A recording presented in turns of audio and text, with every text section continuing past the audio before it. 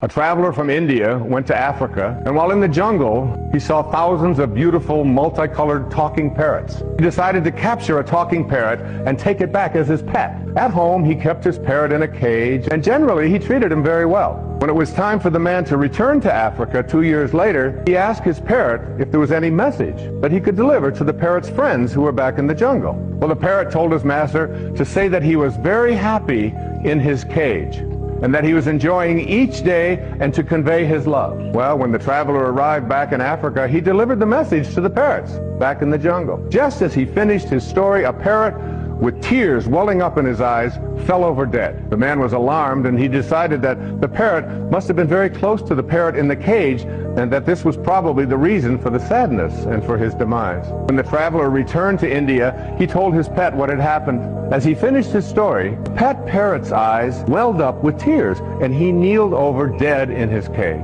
The man was astounded, but he figured that his pet died from the despair of hearing of the death of his close friend back in the jungle. The trader opened up the cage and tossed the dead bird outside onto the trash heap. Immediately, the pet parrot flew up to a branch on the tree outside. The trader said to him, "So you're not dead after all. Why did you do that? You tricked me." And the parrot responded, "Because that bird back in Africa sent me a very important message." What was the message? The trader wanted to know. He told me that if you want to escape from your cage, you must die while you're alive.